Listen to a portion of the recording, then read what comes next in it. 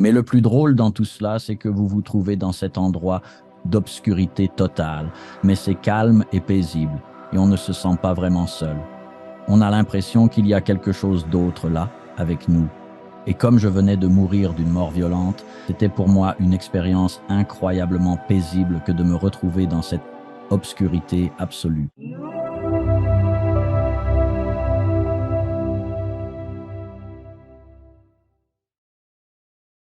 Je suis très heureux d'accueillir David Bennett à notre émission. Comment allez-vous, David? D'accord, Alex, je te remercie de m'accueillir. Merci beaucoup d'être venu dans l'émission, mon ami. Je suis impatient de discuter avec toi de ton expérience de mort imminente, qui est aussi unique qu'un flocon de neige, tout comme ces autres expériences de mort imminente dont j'ai parlé.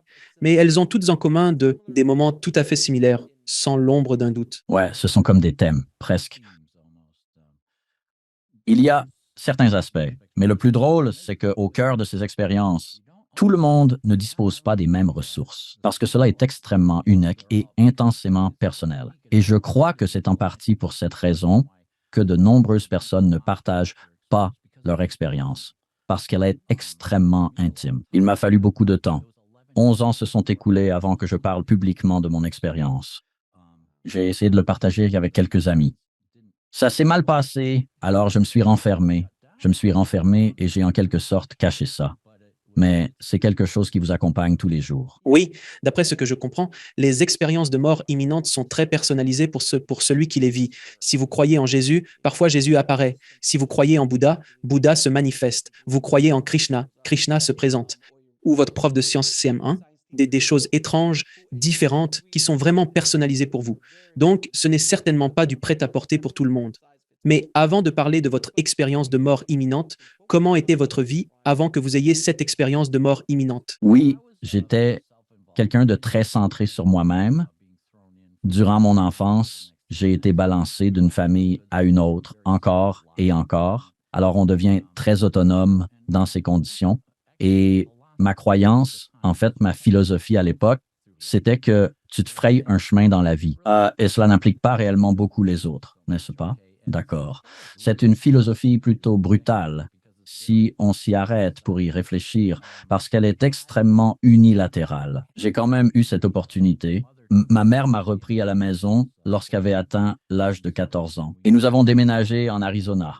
À cette époque, je traînais avec pas mal d'enfants autochtones. Et donc, leurs grands-mères m'ont en quelque sorte adopté et m'ont montré. C'était une sorte de manière de vivre tout à fait naturelle qui m'attirait énormément. En réalité, j'ai vécu ma première expérience spirituelle à l'âge de 14 ans. En raison de cela, eh bien, cela s'est révélé être assez intéressant. Il m'avait appris à rechercher en quelque sorte ma propre quête de vision. D'accord. Il m'avait dit que cela serait une graine pour ma propre croissance et ce genre de choses. Et donc, je l'ai fait. Et j'ai réussi après de nombreuses tentatives. Et j'ai eu une sorte de quête de vision où c'était assez étrange.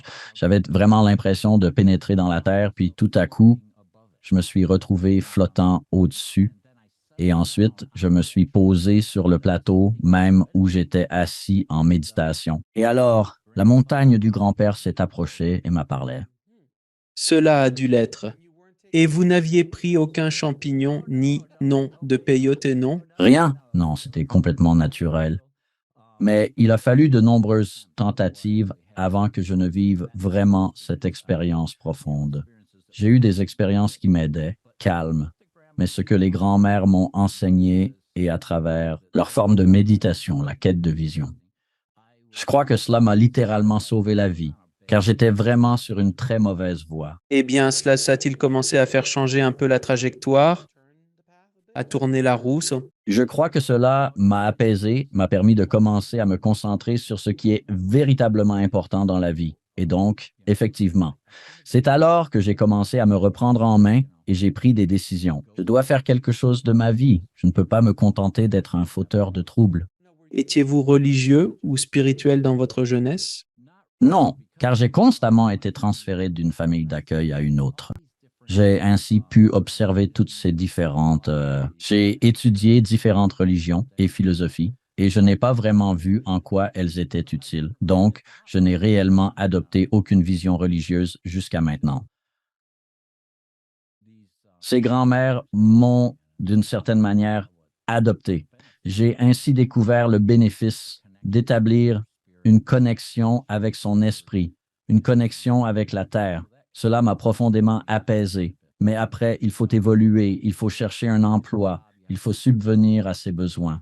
On se retrouve donc à devoir reléguer un peu tout cela au second plan et je suis devenu ingénieur en chef sur un navire de recherche conservant la philosophie de tracer ma propre voie dans la vie car je n'avais vraiment pas l'impression que quelqu'un d'autre veillait sur moi, donc il me fallait tracer mon propre chemin dans ce monde.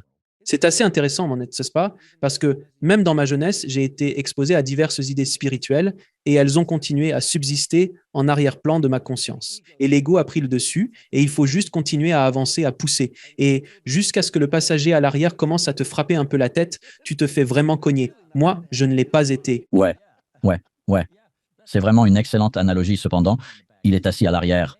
Il est présent, mais, mais nous ne l'exploitons tout simplement pas. Nous ne l'exploitons tout simplement pas. Et bien souvent, en l'ignorant tout simplement. Purement. Oui, c'est vrai.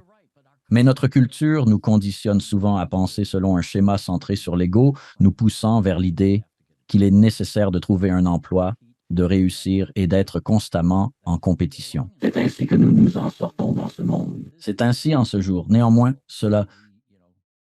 c'est ainsi que notre culture nous éduque, en particulier en tant qu'hommes à être. Nous devons être présents. Et donc, il n'y a pas beaucoup de place pour avoir une profonde connexion spirituelle dans la culture dans laquelle nous vivons aujourd'hui.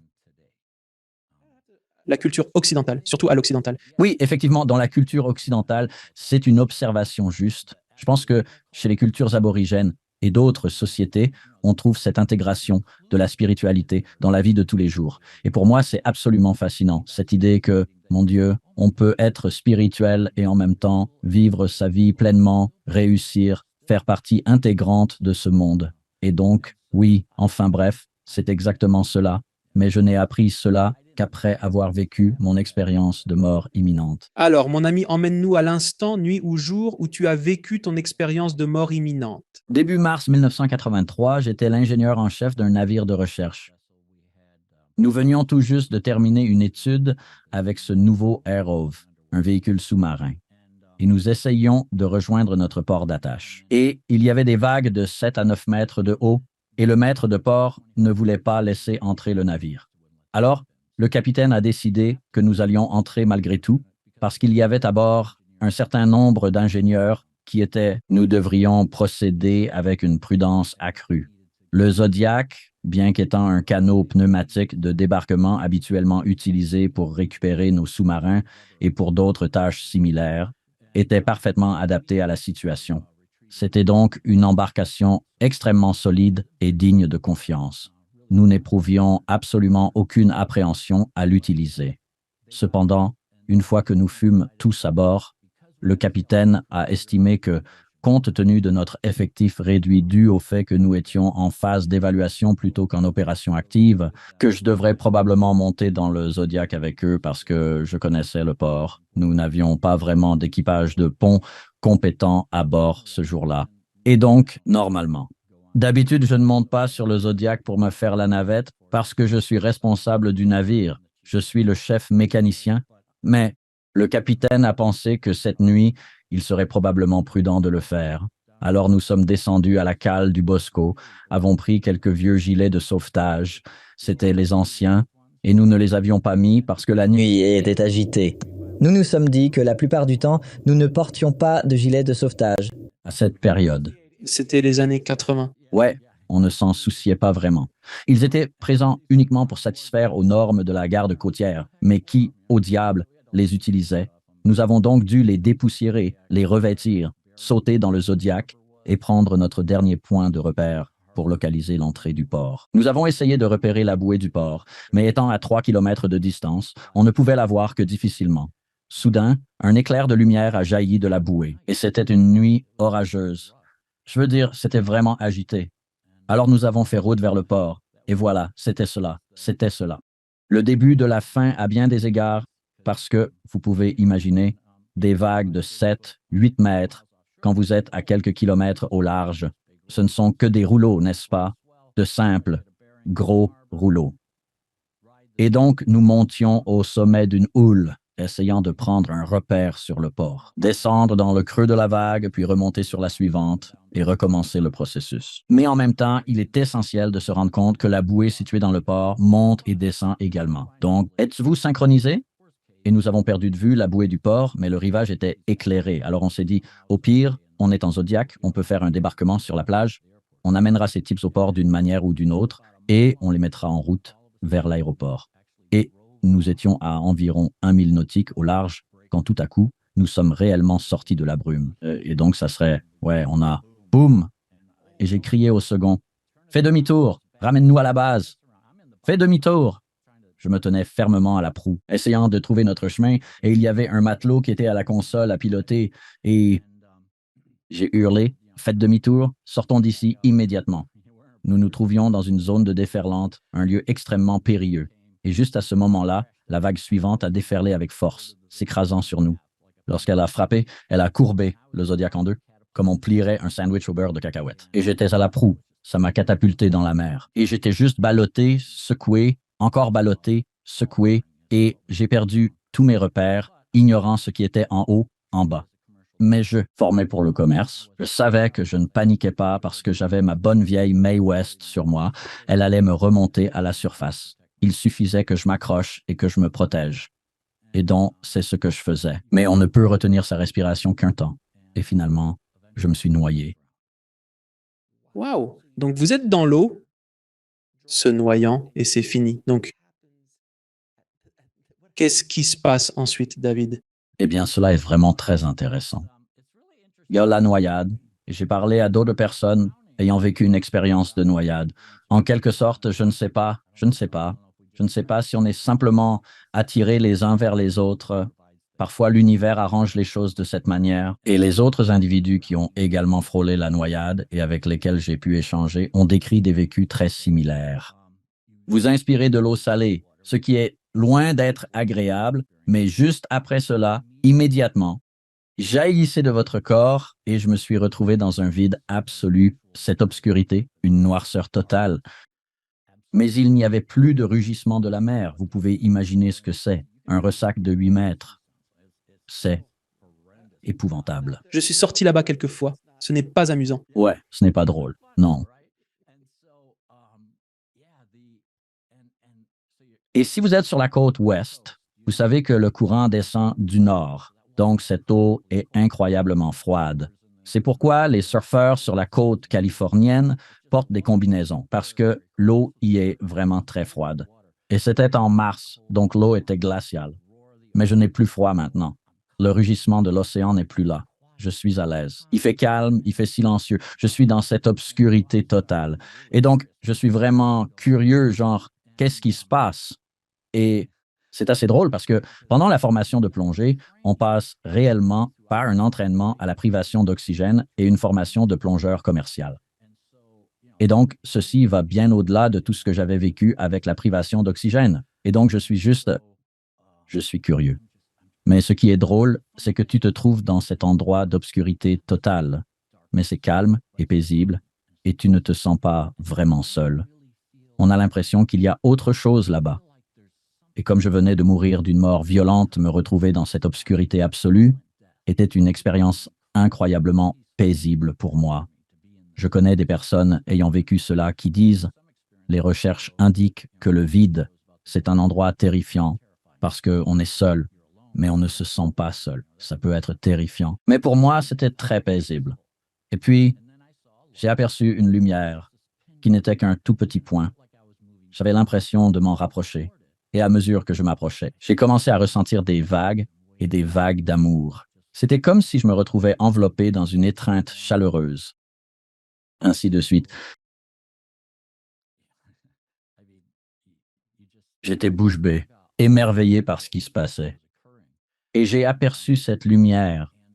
Plus je m'approchais, plus elle paraissait être faite de millions et de millions de fragments scintillants, tous en mouvement unifié, semblables à ces immenses bancs de poissons que l'on observe parfois se déplacer de concert dans l'océan. Et la lumière ainsi que la réfraction. C'était absolument captivant et profondément envoûtant. Cependant, Je me suis de plus en plus rapproché, et quand j'étais tout près, 3 fragments se sont détachés, m'accueillant chaleureusement chez moi. Alex, laisse-moi te dire. Cela était l'événement le plus émouvant et affirmant la vie que j'ai jamais vécue. Parce qu'il m'accueillait chez moi et j'avais l'impression de rentrer à la maison. Je n'avais pas vraiment de sentiment d'appartenance. Nous avons parlé de ma vie passée. Je n'avais pas vraiment cette sensation. Et soudain, j'ai ce sentiment, voici. Être de lumière m'accueillant chaleureusement chez moi. Je me regarde et je réalise que je suis devenu un fragment de lumière, l'un de ces êtres de lumière. Et finalement, une douzaine d'entre eux viennent à ma rencontre. Et je me sens tout simplement submergé par tant d'amour et de soutien qu'ils sont m'enveloppant de cela. Et ensuite, ils m'ont clairement fait savoir que nous devons entrer dans la lumière. Nous sommes allés plus profondément dans la lumière, dans cette zone qui, pour moi, avait une forme très sphérique, comme une immense bulle. Nous sommes entrés à l'intérieur et nous avons commencé à revivre ma vie. Mais je l'ai revécue, pas seulement de mon point de vue, mais c'était comme si ma conscience s'était fragmentée en multiples flux de conscience. Et je l'ai expérimenté de mon propre point de vue, mais aussi de celui de toutes les personnes avec qui j'ai interagi, de leur point de vue également. Et c'était comme chaque interaction que j'ai eue générait une onde. Et ces ondes se répandaient en cascade. C'était assez fascinant parce que, comme je l'ai mentionné, j'étais un jeune homme impétueux et je n'étais pas vraiment fier de moi. Je ne souhaitais pas que cette famille d'âmes puisse voir certaines choses que j'avais faites. Alors, c'était difficile pour moi. C'était très difficile pour moi, car ils expérimentaient la même chose que moi. Néanmoins, ils étaient là pour me soutenir et m'aimer à travers cette période difficile. Ils me fournissaient ce soutien supplémentaire si crucial pour m'aider à naviguer cette réévaluation de mon existence. L'intéressant, c'était que je voyais que lorsque j'agissais avec une intention purement bienveillante, lorsque dans ma vie, j'agissais avec bienveillance sans rien attendre en retour, tout simplement d'un cœur à l'autre, avec la même intention profonde. Cela a provoqué de très grandes ondulations. Et ça, vraiment, je ne sais pas, j'étais juste émerveillé par cela et les choses que je considérais importantes dans la vie, comme devenir l'ingénieur en chef d'un navire de recherche, toutes ces choses-là, je tenais en haute estime. Ou peut-être était-ce mon ego qui les tenait en haute estime. Extrêmement peu. Dans l'effet des ondulations. J'ai vécu la révision de vie atteignant le moment où je me suis senti submergé, mais nous avons persisté. C'était captivant, car dans cette révision, tout est d'une clarté cristalline, absolument limpide, concernant chaque interaction, chaque petite ondulation de la vie, les différents courants de la conscience. Mais lorsque j'ai franchi ce seuil vers ce que je n'avais pas réalisé sur le moment, était mon avenir. C'est devenu comme un couloir, comme si je regardais au bout de ce couloir. Et c'était net au centre, flou sur les côtés. J'avais l'impression de pouvoir aller à gauche ou à droite à ma guise. Cela symbolisait pour moi le libre arbitre. Nous avons des choix, mais aussi un chemin prédéfini, avec la faculté de dévier.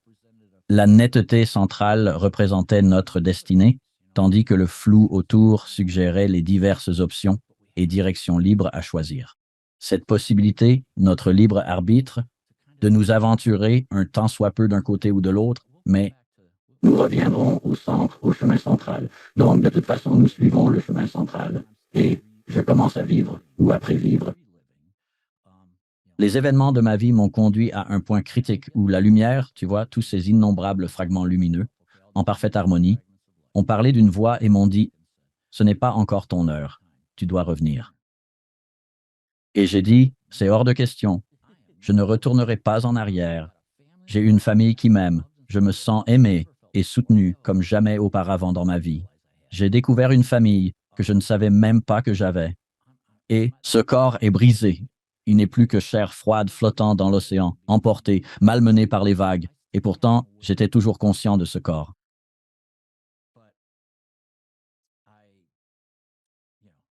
La lumière m'a parlé une dernière fois et a dit, tu dois revenir, tu as une mission.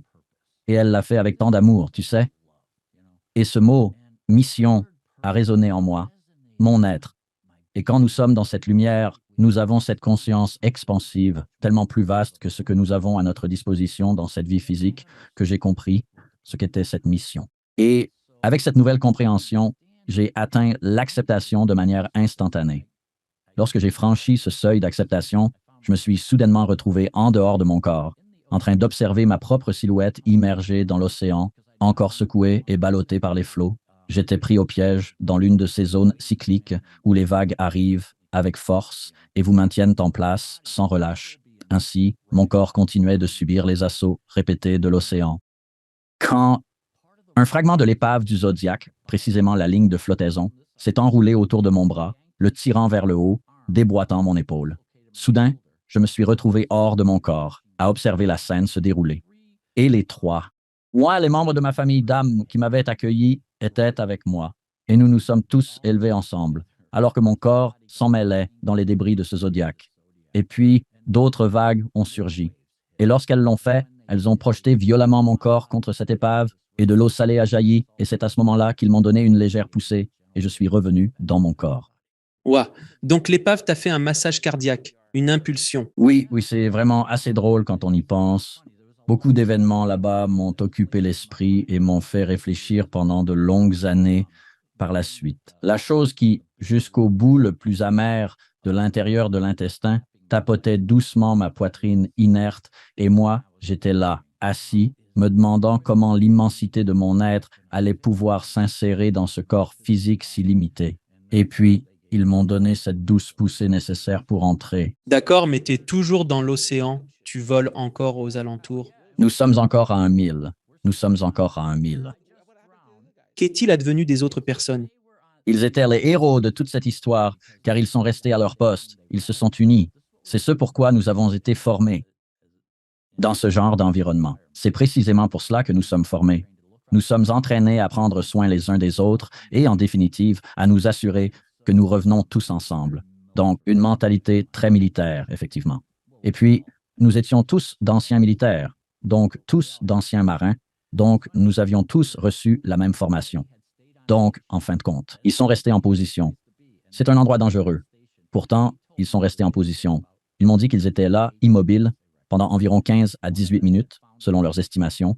L'un d'eux s'était même accroché à une lampe torche. Je ne me souvenais pas de tous les détails de cette nuit, mais je m'étais accroché désespérément à ma lampe torche. Alors, ils se sont tous rassemblés pour me chercher, appelant mon nom dans l'obscurité. Lorsque je suis finalement remonté à la surface, crachant l'eau salée pour aspirer une grande bouffée d'air frais, j'ai réalisé à quel point la situation était sérieuse. Je suis désolé. Vous ne pouvez qu'émettre des petits cris et des grincements après avoir inhalé de l'eau salée. Ça ravage votre larynx. Alors j'essayais d'attirer leur attention, de rester à la surface. En luttant pour respirer, ils m'ont découvert, et nous nous sommes tous rassemblés, puis regroupés autour de l'épave, car il restait un peu d'air dans l'un des flotteurs du Zodiac. Cela est devenu notre point de ralliement, et ensemble, nous avons nagé environ 1,5 miles vers la côte, malgré mon épaule déboîtée et un pouce blessé. C'était vraiment une épreuve difficile.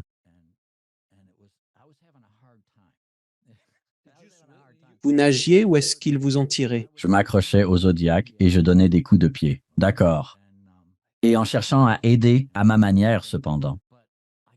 Je n'arrivais pas à rester à la surface. Je continuais à couler. Mais le plus drôle, c'est que quand on revient de l'une de ces expériences de mort imminente, expériences spirituellement transformatrices, on a l'impression d'être à moitié ici et à moitié là-bas, tant c'est expansif. La conscience est toujours avec vous. Je savais qu'il y avait un souci avec mon gilet de sauvetage, alors je l'ai dégrafé, le fermoir de poitrine, et en regardant en bas, j'ai vu que la doublure de mon gilet de sauvetage était pourrie par l'humidité et que le rembourrage en fibre était complètement saturé d'eau.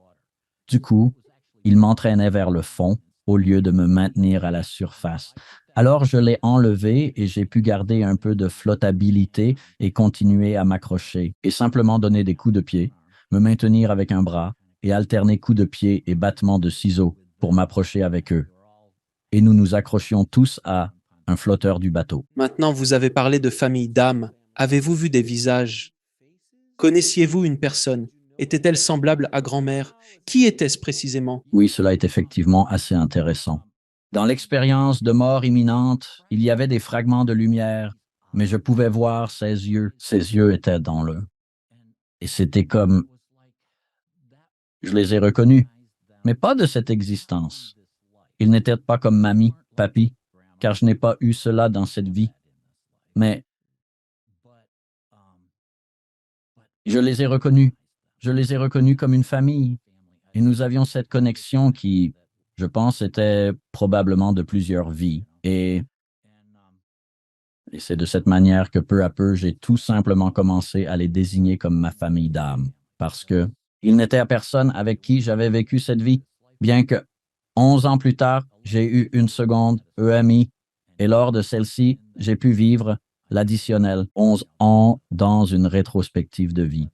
Et j'ai pu constater à quel point la première avait réellement provoqué un changement profond en moi, car je ne le croyais pas vraiment, puisque je l'avais occulté. Je n'en parlais à personne. Je ne pensais pas qu'elle m'avait tant transformé. Mais il y avait trois choses dans mon expérience qui vraiment m'ont poussé à agir. Et cela était principalement dû à une introspection de ma vie et à l'amour.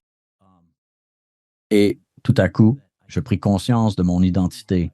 Et ainsi, il y eut cette acceptation de soi. Je savais que j'avais beaucoup de travail parce que je devais changer.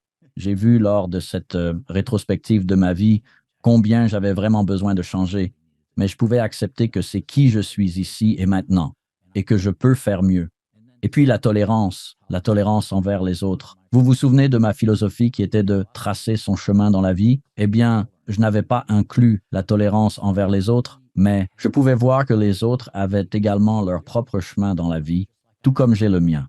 Parfois, nos chemins se croisent, nous collaborons ensemble, et parfois, nous pouvons ne pas être d'accord, mais c'est correct. C'est leur choix, leur vie, leur décision. Et nous pouvons ne pas être d'accord avec eux, mais je peux accepter que c'est la vie qu'ils mènent. D'accord? C'est un peu anodin, mais c'est quelque chose. Et puis, la troisième chose qui m'a vraiment marqué, c'était la vérité. J'ai toujours apprécié la vérité. Cela a toujours eu de l'importance pour moi. Mais après cette expérience de mort imminente, j'ai compris qu'il y avait plus que la vérité factuelle, celle que l'on apprend à l'école, dans les livres et à travers ce que l'on a vécu dans la vie. Il y a plus que la vérité factuelle. Il y a aussi une vérité qui résonne dans notre cœur, au plus profond de notre être. Quand nous croisons ces vérités, elles vibrent en nous. Nous les voyons s'illuminer dans notre vie. Ainsi, mes amis, cela se révèle dans notre existence et la plus grande vérité que nous devons embrasser. C'est en quelque sorte une direction à bien des égards, suivre sa vérité intérieure. Donc, acceptation, tolérance et vérité, ces mots ont résonné comme un mantra pour moi durant 11 longues années, alors que je ne les partageais pas extérieurement. En vérité, je les gardais pour moi, car les gars me confient souvent. Dave, ça fait un bail qu'on te cherche. Mince alors. Eh bien, il est impossible de retenir son souffle indéfiniment. Où étais-tu? Et puis, tout à coup, t'es réapparu.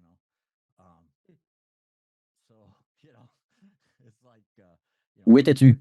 Et alors j'ai répondu, oh, Neptune m'a recraché et tout le tralala. Je camouflais la vérité. Je tentais de le dissimuler parce que j'ai essayé d'en parler avec ma femme de l'époque et ça s'est mal terminé. Et donc, je me suis dit, bon, je ne peux pas parler de ça. Et le travail que nous faisions dans les années 80, la plongée commerciale, l'exploration sous-marine, c'était incroyablement dangereux. Et donc, la mort était un sujet tabou, pas quelque chose dont on parlerait ouvertement. Parler de ça. Permettez-moi de vous demander, à votre retour, avez-vous eu des problèmes avec? Comment avez-vous géré la situation après ce qui s'est passé? Parce que c'est une chose de l'aborder d'un point de vue, mais c'est une autre de le faire de ce côté-ci, le corps limité que nous possédons. Et ce machin logé entre nos oreilles représente une version incroyablement plus petite de l'immense étendue dont vous faisiez mention précédemment. Comment avez-vous réellement géré le traitement psychologique nécessaire? Oui, c'est difficile. C'est difficile parce qu'en revenant, on se sent alourdi. On ressent une certaine pesanteur, une densité corporelle, parce que vous êtes confiné. Et cette conscience élargie se réduit très rapidement. J'ai eu l'impression d'être à moitié ici, à moitié là-bas, pendant environ 3 jours. Mais ensuite, ça a diminué très lentement. Et les choses, ça m'a vraiment fait peur, Alex, parce que je voyais soudainement des auras à l'époque. Je ne savais pas ce que c'était. Je les appelais juste des énergies vitales. Ou tu sais, c'était comme les années 80 trépidantes. Ouais, c'était dans le sud de la Californie, dans une petite communauté d'appartements. Les logements étaient disposés face à face autour d'une cour centrale. Ce n'était pas juste un espace ouvert, c'était aménagé avec des terrasses, et c'était vraiment beau. Mais il y avait comme une aura étrange qui planait. Je me demandais constamment ce que c'était. On aurait dit que j'avais pris un sacré coup sur la tête, car je percevais des choses hors du commun. Et si je regardais quelqu'un dans les yeux, je voyais la lumière dans ses yeux, comme des fragments de lumière, les yeux. Je pouvais voir la lumière, celle qui résidait en une personne, et c'était incroyablement intrusif. Alors, j'avais vraiment du mal à regarder les gens, et j'étais ce type qui était toujours très direct, en quelque sorte. Donc pour moi, soudainement, ne pas te regarder dans les yeux, parce que je ne pouvais tout simplement pas te regarder dans les yeux, parce que je pouvais voir ton être, ton essence, qui tu étais. Ainsi donc, je désirais ardemment que tout s'évanouisse. Je souhaitais juste que cela s'en aille. Je veux retrouver ma vie d'autrefois. N'importe quoi. J'ai l'impression de perdre la raison.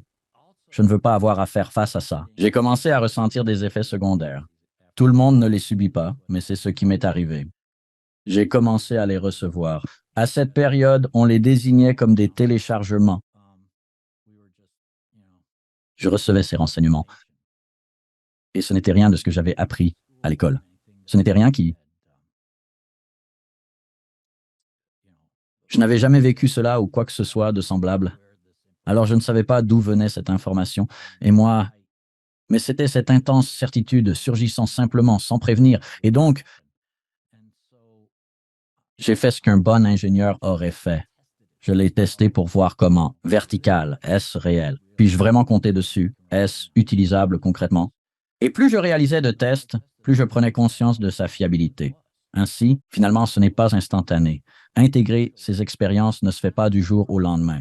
Il faut du temps pour s'y habituer. Finalement, j'ai appris à simplement pouvoir fermer les yeux sur la vision des auras et sur l'essence de vie des gens et tout ce qui s'ensuit. J'ai réussi à apaiser cela pour que ce ne soit plus si perturbant. Et je me suis retrouvé sans personne à qui parler. Alors, j'ai pris cette acceptation, cette tolérance et cette vérité, et je m'en suis servi comme d'une prise. Le reste, discuter et argumenter avec ce que je percevais comme Dieu. Je ne pouvais pas gérer ça. Il fallait que je mette ça de côté. Il fallait que j'enterre ça dans mon subconscient. J'aime dire que je l'ai mis dans une boîte à chaussures, l'ai enroulé de ruban adhésif et ai écrit dessus, au marqueur indélébile, ne pas toucher, et l'ai poussé aussi loin que possible dans mon esprit, car simplement, mais j'acceptais ce que j'avais appris. En révisant ma vie et rencontrant ma famille d'âme, j'ai pu accepter jusqu'à un certain point. Je me suis alors attaché à l'acceptation, la tolérance et la vérité. Et lorsque 11 ans plus tard, j'ai vécu ma seconde expérience, j'ai pu voir à quel point ce petit peu que j'avais appris de l'expérience de mort imminente m'avait profondément transformé. De manière spectaculaire. Alors, laissez-moi vous demander, vous avez parlé de téléchargement.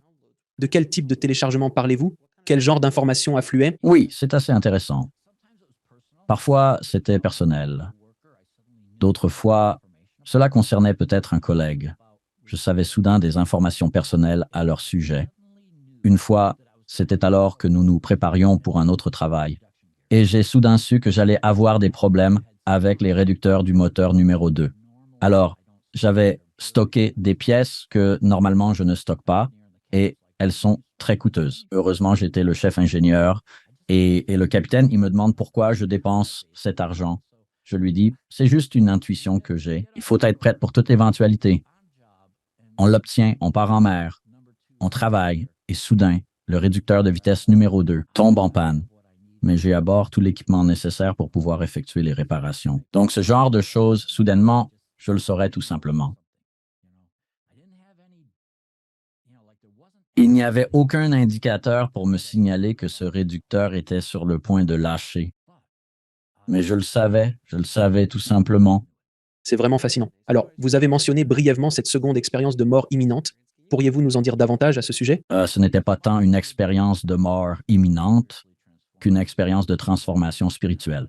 Mais ce qui s'est passé, c'est que je méditais J'ai eu l'occasion de côtoyer des gens incroyables dans cette communauté spirituelle et ils retournaient à Sedona, qui, vous savez, est juste à l'extérieur de là où j'habitais. Alors je me suis dit, c'est génial.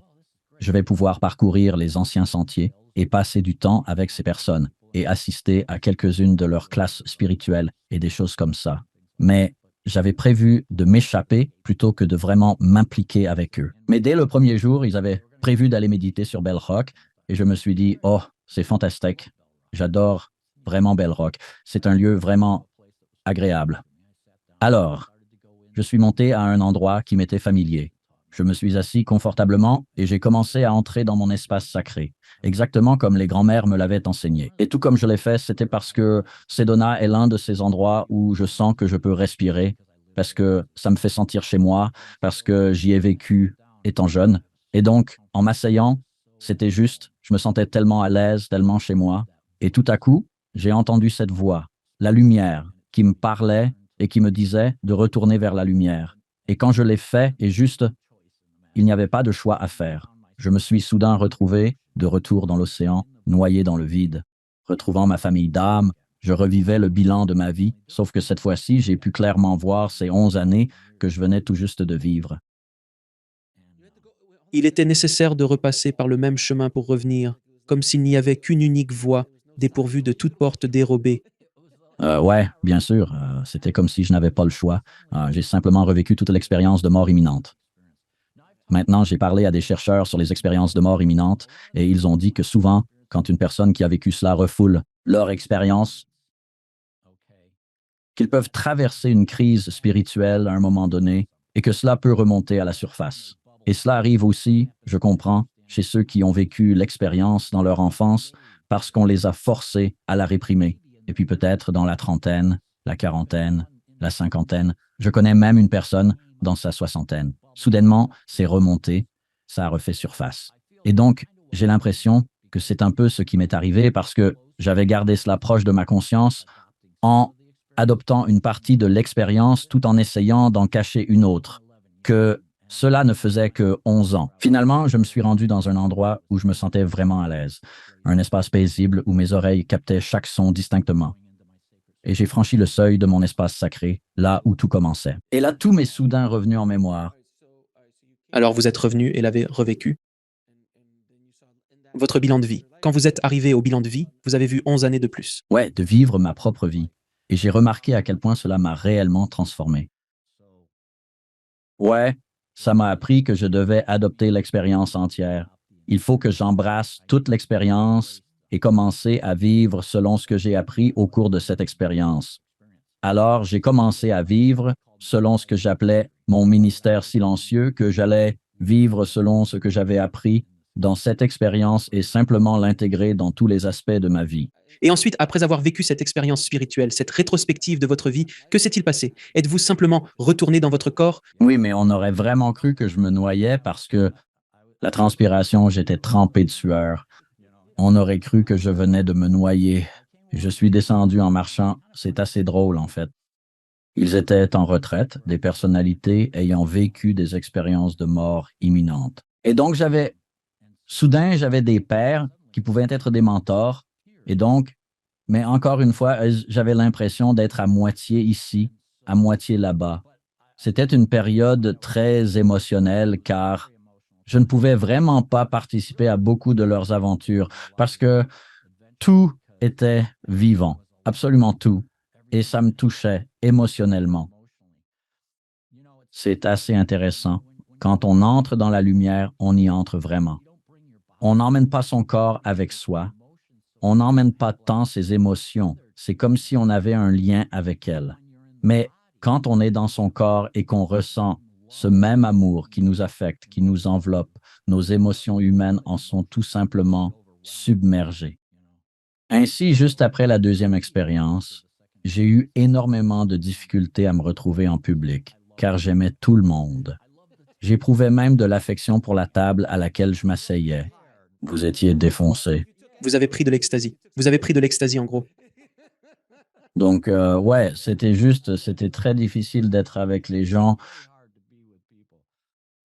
Au cours de ces 11 années, à quel moment avez-vous pris la décision de sortir en quelque sorte du placard spirituel pour commencer à en parler ouvertement? Non, pas avant la deuxième expérience. Ah, vraiment? Alors tout était encore conservé en vous durant tout ce temps? Vous le gardiez en vous, vous le réprimiez pendant un bon moment. Oui, c'est bien vrai.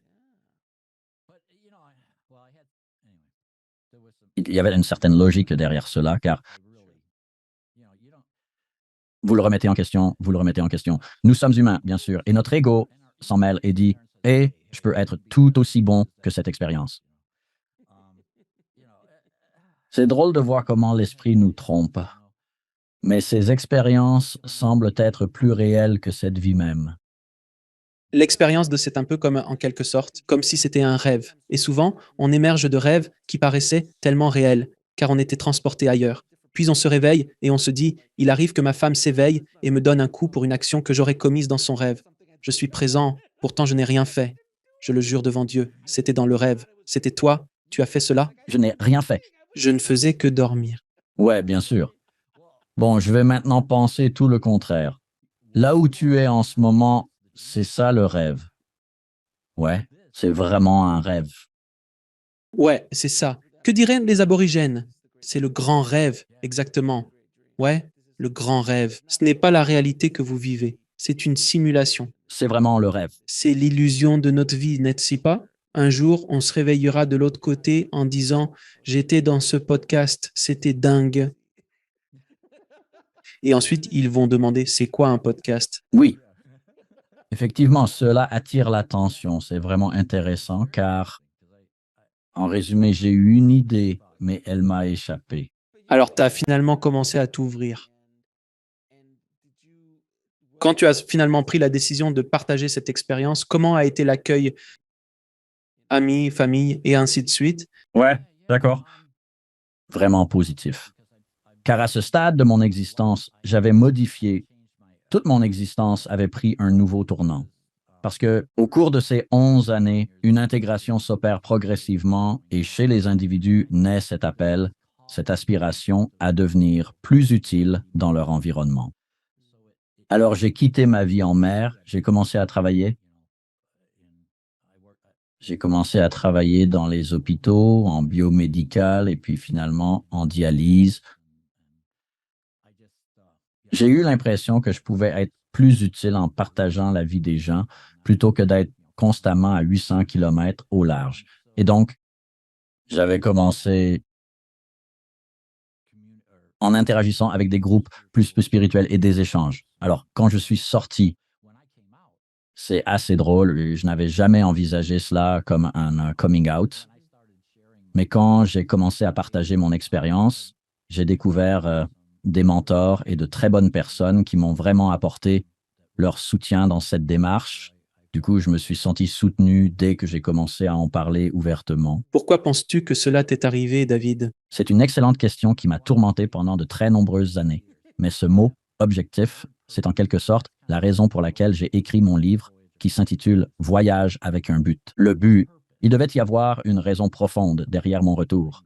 Et je pense que c'est en partie pour cela qu'ils m'ont donné quelques visions et je devais réaliser ce but. Et une grande partie de cela était de me préparer pour l'an 2000 quand j'ai été diagnostiqué avec un cancer du poumon et des os de stade 4. Et quel était le pronostic? J'avais des métastases à la hanche, au cerveau, au rein. Le cancer avait rongé 2 vertèbres et demi de ma colonne thoracique et ma colonne vertébrale s'était effondrée.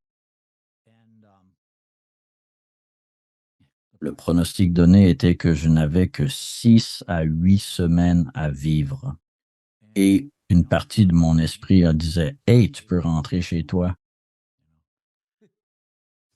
Mais l'autre partie disait « Hey, tu te souviens de l'objectif. »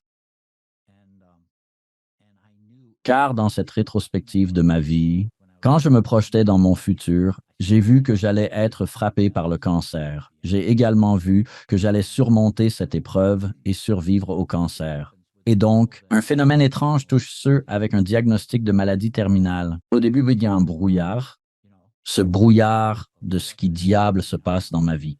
Mais ensuite, il y a cette clarté, celle de savoir ce qui est important. D'accord, ouais. Et c'est cela que tu privilégies, ce qui est essentiel dans ta vie, n'est-ce pas? Eh bien, effectivement, pour ce qui est de ma vie. J'ai atteint une certaine clarté, mais plus encore, cela m'a recentré sur ma vie spirituelle et humaine, m'octroyant une sorte de concentration extrême sur les voies de mon progrès. Suite à ma seconde expérience, ma communication s'est enrichie de manière significative car ma famille d'âme entrait véritablement en communication avec moi. Ainsi, je bénéficiais de cette incroyable guidance pour orienter mon chemin. La période difficile de ma vie, qui était un cancer du poumon et des os de stade 4. Eh bien, c'est très intéressant parce que vous êtes la première personne ayant frôlé la mort à qui j'ai parlé, à qui on a montré d'employer des fragments de son futur lors d'une rétrospective de vie. Vous n'avez pas mentionné cela la première fois que nous avons parcouru cette histoire. Donc, c'est une partie très intéressante. Vous avez réellement vu des aperçus de ces choses. C'est comme si on vous disait, hé, vous allez avoir un cancer, mais ensuite, nous ne divulguerons pas si vous réussirez ou échouerez. Cependant, vous vous retrouvez ici après tout ce qui s'est passé. Alors, c'est à vous de déterminer ce qui va arriver maintenant. Ouais, cela vous confère définitivement un avantage notable. Je veux dire, j'étais conscient que j'allais m'en sortir, n'est-ce pas? C'est quelque chose de positif si on prend le temps de bien y réfléchir. Notre état d'esprit face à la maladie et aux diverses affections, on pourrait dire qu'il est un rocher dans le chemin. Avoir l'état d'esprit sur la manière dont vous allez franchir l'obstacle, c'est incroyablement puissant, surtout pour notre corps. Surtout parce que notre corps possède des capacités de guérison remarquables. Et j'ai la colonne vertébrale fracturée. Il me manque 3 vertèbres et demie, et la seule chose qui maintient le tout, c'est une énorme tumeur. C'est comme le corps n'apprécie vraiment pas cela, mais j'ai réussi à surmonter cela. Et le plus étrange, c'est j'ai utilisé une combinaison de méthodes traditionnelles et modernes, car je travaille maintenant à l'hôpital en dialyse, ce qui m'a permis d'utiliser médecine traditionnelle, des approches holistiques, et ensuite, en suivant les conseils avisés qu'on m'a transmis et que je partage avec vous. Oh, essayez donc ceci, puis essayez cela, et oh, cela a l'air bien, cela n'a pas l'air bien, tout ce genre de choses. Et en l'espace de 6 mois, j'étais débarrassé du cancer. Et les médecins, bien sûr, n'avaient aucune idée de comment cela s'était produit. Ils se contentent de ça, j'adore l'expression. Je ne suis pas certain de ce que vous êtes en train de faire, mais continuez ainsi. J'ai entendu cette phrase de la part de médecins qui ont des patients aux guérisons miraculeuses. Pour ce qui est des guérisons, je ne sais pas ce qui se passe, mais continuez comme ça.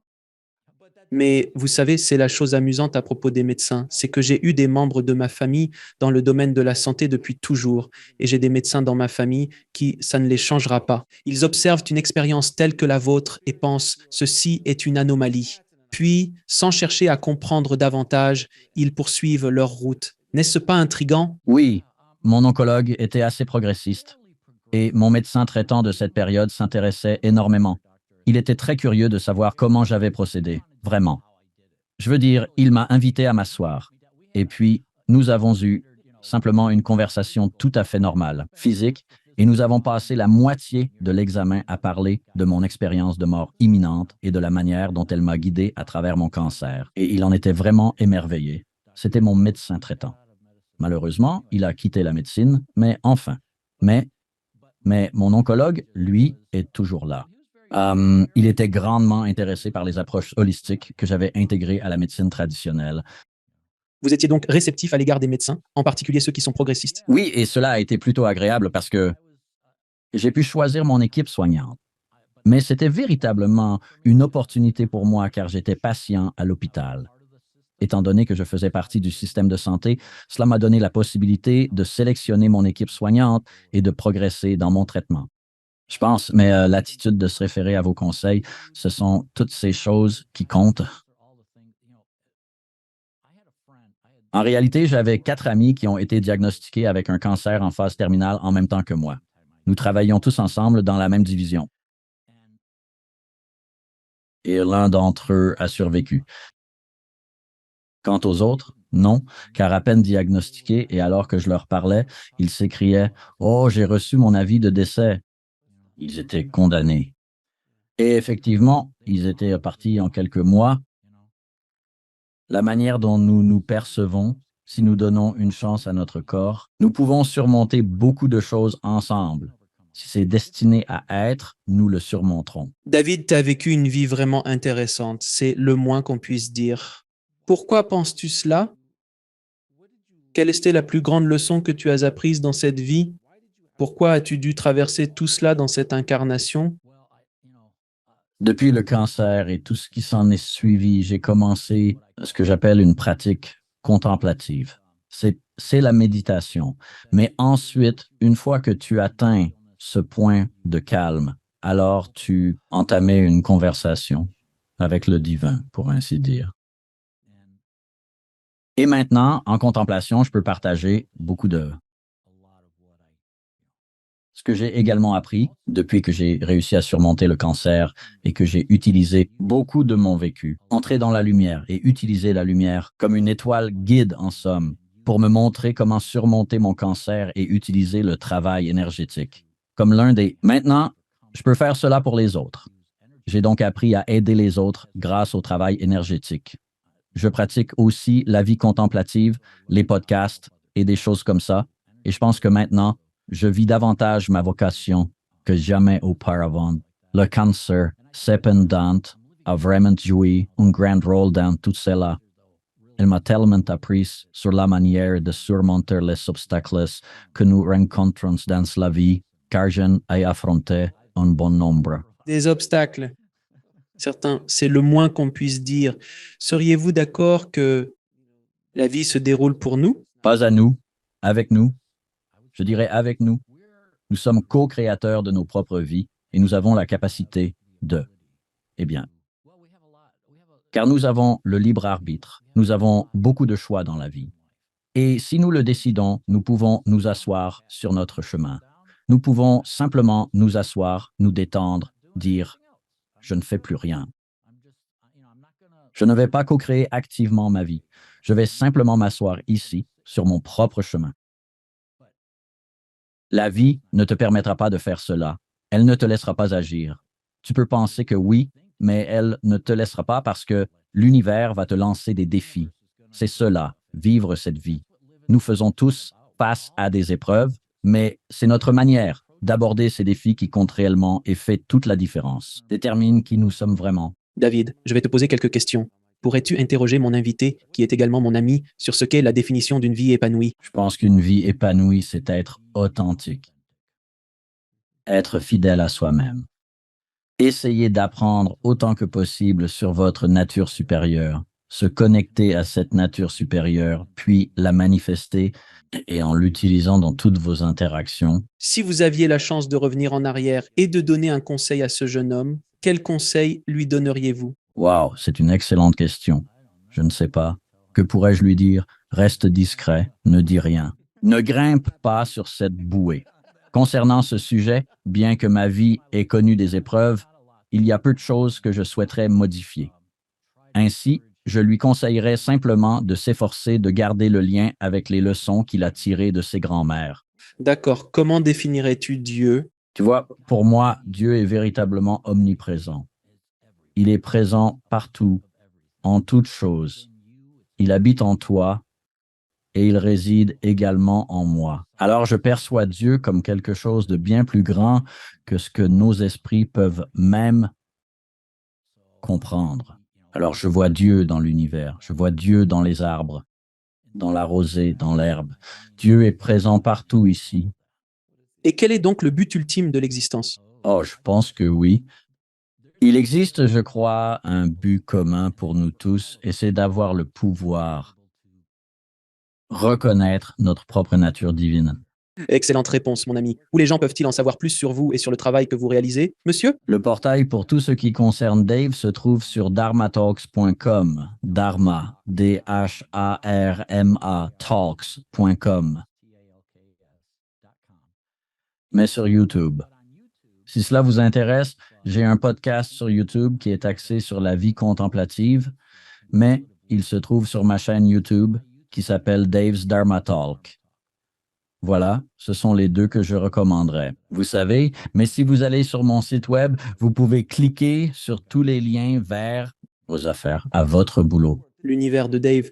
Le monde propre à Dave. Oui, c'est le monde de Dave. Un message d'adieu pour nos spectateurs, Dave. Oui, j'ai quelque chose à partager. Ce qui ressort véritablement pour moi dans l'existence, c'est la prise de conscience que nous n'avons pas besoin de chercher Dieu ou le divin ailleurs, car il est déjà présent en chacun de nous.